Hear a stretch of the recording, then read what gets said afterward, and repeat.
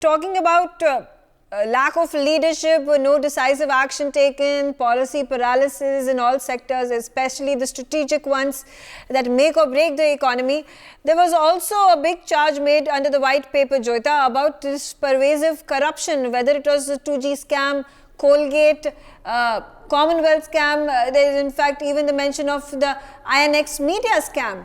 Augusta Westland scam. It also talks about the Sarada chit fund scam. It speaks about lands for job. It speaks about the Hawk aircraft and other housing scam as well. So, and these were the foundations on which the BJP also ended up winning the 2014 election. Yes, corruption was a huge issue.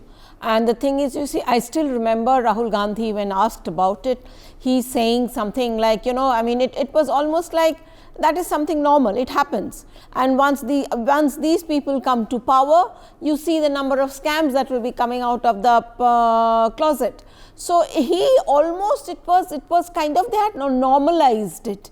And if I remember correctly, almost every month some report or the other was coming out towards the end of the government, especially sometime around, I think, 2013. There were problems, Parliament was not functioning, because at that time also the BJP had decided, with the number of charges that the government was facing at that time, there was no way they would let that Parliament function. But the thing is, you see, the whole point is, the UPA government, sadly enough, one of the reasons why policy paralysis crept in was because they were too afraid towards the end, or after a point of time, they were too afraid to take decisions for fear of charges of corruption.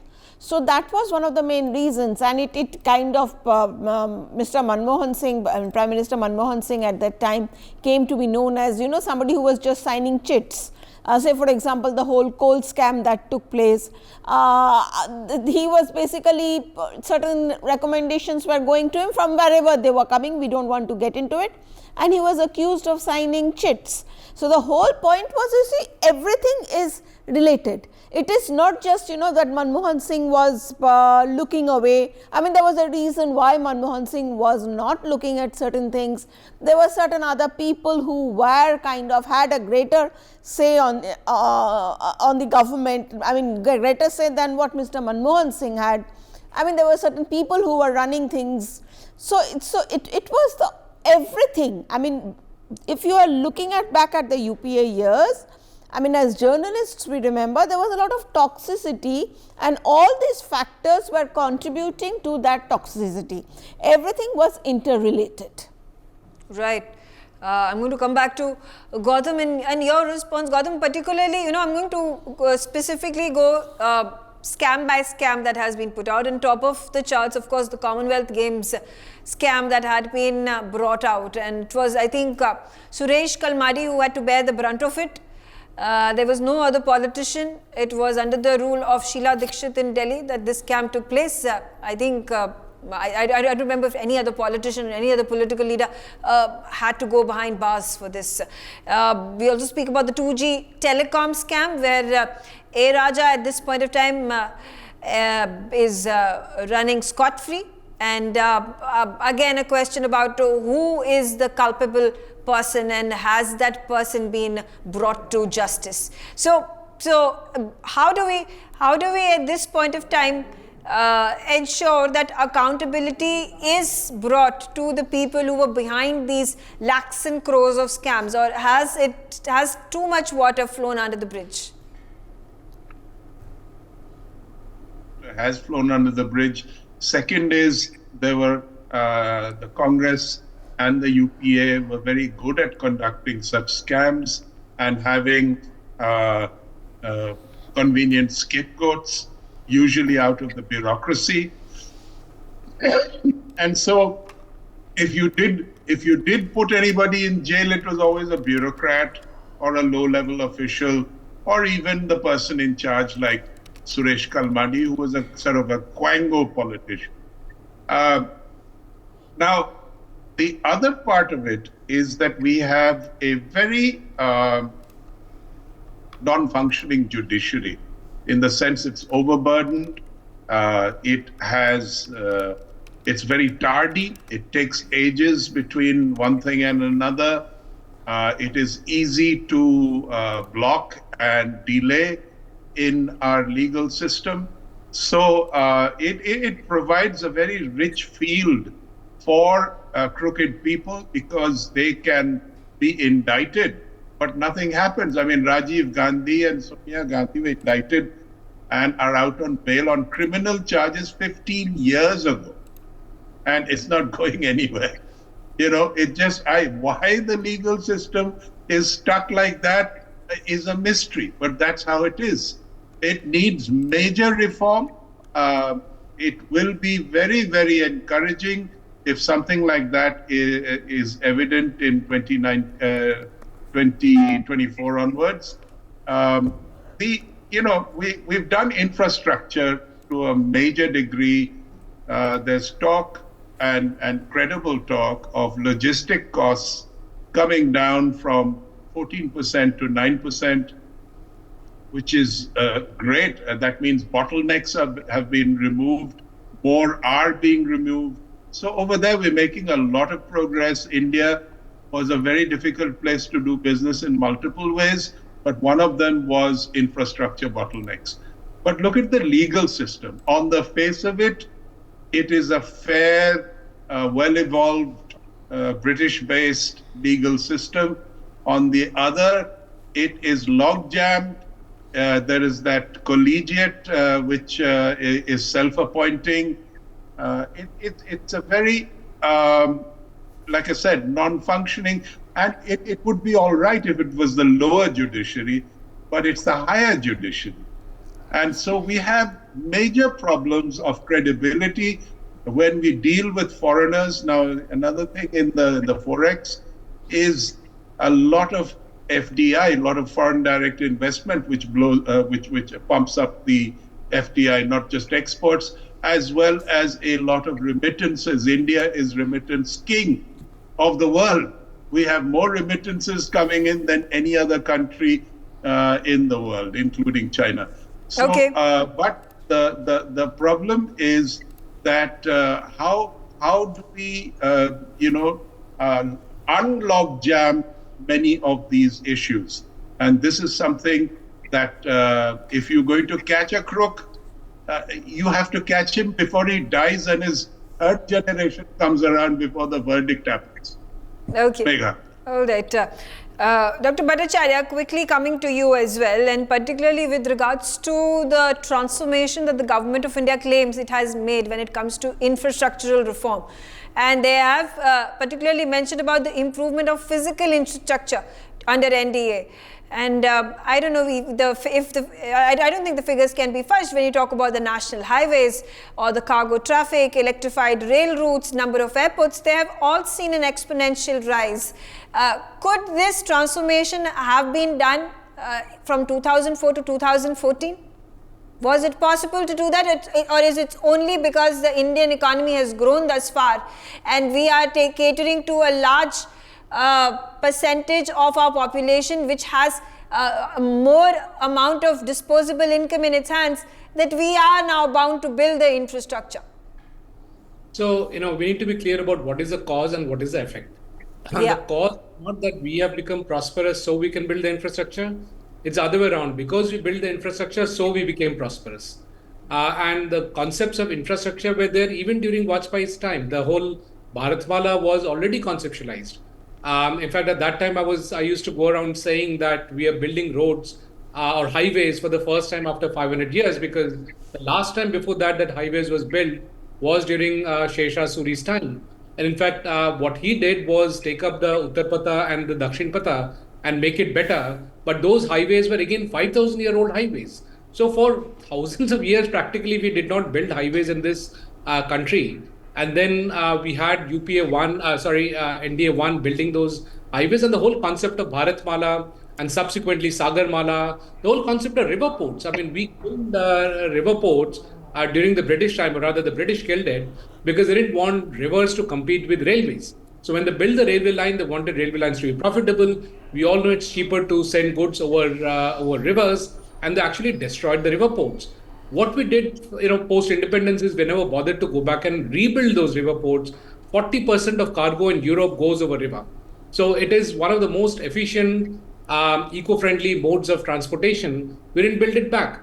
So it's only in the last 10 years that we see the river ports coming up, and not just domestic river ports. We're seeing river ports which are international in nature. Now you can ship from Kolkata down to the Bay of Bengal into Dhaka, and from there to the Pandu port in Assam. And those are massive transformational infrastructure which is being built up. The dredging is going on a continuous basis on that particular international waterway. We see coastal shipping coming up massively, which reduces the cost of transportation. And now our cost of transportation and logistics has come down to something which is at par with global cost for logistics, which is around 8% of the economy. And we used to have 13%, 14% as our cost of logistics. So we have dramatically brought it down. Now, there is nothing in this which could not have been done earlier. So it needed a lot of, I think, political resolution. I'm not an expert in politics, so I'll keep my mouth shut on that. But from the question that you asked, that was it possible earlier, it was definitely possible. It is infrastructure that leads to wealth and not really the other way around. Okay.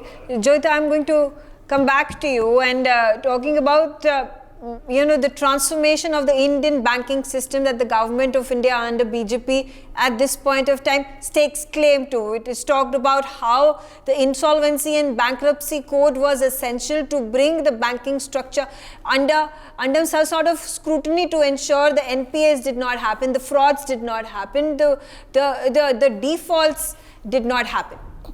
Megha, if you remember, I think a few years back, after 2014, soon after 2014, 15 or 16, there was a conclave that NewsX had hosted. And in that conclave, and it was specifically on NPAs. Remember, there was a whole section on NPAs about what needs to be done, about how huge a crisis it was. I think it was about 7 years back or 8 years back. Megha, we are not talking about... 5 years back, and we've done, I think, 200 of these reports on the number of banks that had defaulted. Over 5 years, before 2019 elections. Yes. We are not talking about them anymore, isn't it? So is it, why? Something must, the system, some kind of corrective measures have been taken, and as a result of which, what we are witnessing is that banks are witnessing a robust health, robust growth. SBI is making profits, and when you, especially last year in particular, when you are looking at the international banking scene, last couple of years, it was very bad. Banks were tanking. It was happening in the US. So it was like, and at that particular point of time, Indian banks were, touch wood, basically pictures of health. So obviously, what the UPA, and you see, this is what happened during the UPA government. Too many loans were given, and for which they knew, because all this, as we know, became NPAs. So you see, I think that has been largely stopped. Of course, there are pulls and pressures, but at the same thing, the fundamental health of the banking system, I would say, has been improved. Savio, quickly coming to you as well, and whether it is banking or the defense deals that have been done by the government, where lakhs and crores have been spent. Of course, the top of the mind comes the Rafale jet deals. We also speak about a number of these collaborations between General Electric and HAL. There have been a number of Boeing planes that have been bought from the United States of America, and the most recent one that was the talk of the town when that Biden administration, President Biden himself came out to give a clarification that the deal was smoothly being conducted and is going to be completed in the next few months' time. Can you draw a comparison of how the defense system, the defense sector was taken care of under the UPA versus how it is being dealt with under the BJP government, particularly in terms of the kind of allegation that is made by the opposition, by the Congress right now, is that the defense budget has reduced significantly? I think the most important thing, Megha, is to understand the mindset of both the governments. The UPA government was, in true sense, a very defensive government in defense. The NDA, under the leadership of Prime Minister Modi, is a very assertive and, if needed, offensive defense, in the defense sector. What do I mean by that? You see, you cannot run a defense sector if you are not keeping the defense sector up to date with what is happening within the defense field, whether it's aircrafts, whether it's technology, whether it's weapons, whether it's arms, whether it's people that you are working with in terms of the army, whether it's building your armed forces with concepts like Agniveer. You have to really look at strengthening the defense sector. And if you see over the last 10 years, the mindset of the NDA government led by Narendra Modi is one of being strong. It's about making India strong. It was not that our defense was weak. Our defense, our armed forces have always been very strong, but they were not looked at in an assertive manner. They were looked at purely from a defensive manner if and when required. But now you are having investments. You're having a whole lot of investments going into the defense sector because you're competing and you're wanting to compete to become a power nation with the rest of the world. You're competing with China, you're competing with the US, you're competing with Russia, and you're allying with certain countries that develop technology and weaponry and aircrafts. And that's the right way to go. So it's a very positive approach to defense. It's a very logical approach to defense. And that's what's required in a country that has got, it's a land of the largest democracy. You need to protect yourself. But it cannot come from a defensive mindset. Okay, all right. You know, another question about how the BJP projects itself and stakes claim by giving these statistics, talking about how there has been housing for all, how there is toilets that have been built, there is minimum zero balance bank accounts, rural electrification, affordable medicines, optic fiber network, maternity benefit for the poor. So these are how the BJP explains to the public of the work that it has done in the last 10 years. There have in fact been counters that have been put by the Congress saying that a number of schemes including Manrega and their benefits had been curtailed under the BJP, and in lieu of Manrega, the government of BJP ended up putting out some other schemes which weren't really as effective. So, you know, Megha, like I said earlier on a program of yours a couple of days ago, Amit Bagaria and myself, we actually worked out on the last 10 years, and we've done an analysis of all the initiatives taken under the Prime Minister Narendra Modi's leadership.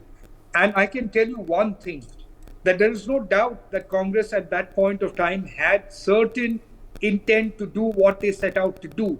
But was that in that assertiveness that was required? The answer is no. Let me give you an example, a very, very simple example.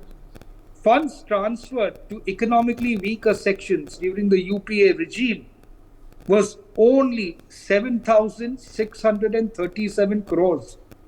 In the NDA regime, it is 7,16,396 crores. Megha, that's a huge difference. You require intent to do something like that. Let me give you another statistics. The PNG was 22.3 crores users who got it. In the NDA regime, it's 119 crores who are users of the PNG. Again, you see, it was not that they couldn't do it. The question is whether they wanted to do it, whether there was an intent to make that difference. Airports were 74. They're 149 now. The price of wireless tariff was rupees 269. Now it's rupees 10.1. Medical colleges were 387. Now they're 706. Broadband, 6 crore people were using. Now 90 crore people are using. Megha.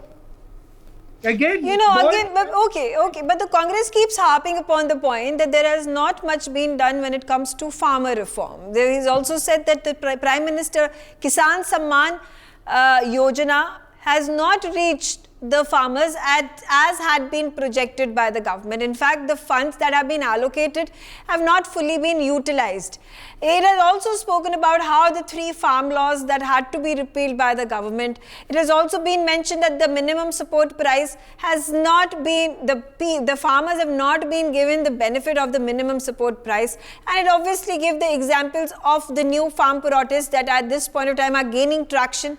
on the peripheries of Delhi versus what was happening a few years ago, where the farmers had been sitting on dharna for, I don't know, a year, more than that? You know, Megha, we are all talking about development and comparing UPA to NDA. Let me give you one very logical reasoning why there is an immense push towards development and towards growth.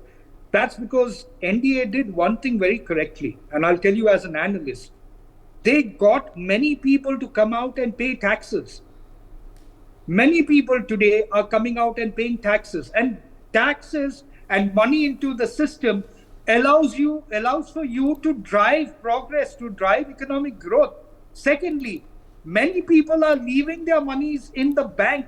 It's no longer cash that's stashed at home because the confidence levels in these banks have increased. People have moved towards digital economy. Therefore, they are safe with keeping their money in the bank. The money that they carry is on their mobile phone. They are able to transact.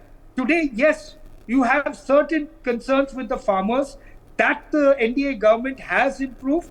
It will continue to improve because it is a larger section of our economic activity. But to say that they have not and to complain about the protest that was there is simply foolish on behalf of the Congress, because you are not looking at the overall picture. You can't take bits and pieces. For example, the number of taps that are there in India right now at a household during the UPA regime was only 3.2 crores. Do you know what it is now? It's 13.8 crores. Okay, all right, fair enough. I'm out of time. I'll carry on this conversation on the other side of the break. We are going segment by segment, specific information, contentions by the BJP in this white paper. But when I come back, I'm going to also discuss the black paper. What is it that the Congress is saying? The statistics that it has provided, the figures that at this point of time wants the BJP to discuss on the floor of the House as well. And can we draw a comparison and come up with a summary of what is it in terms of the political war that is brewing and which side is at a gaining point? For more such videos, subscribe to the NewsX YouTube channel, hit the bell icon.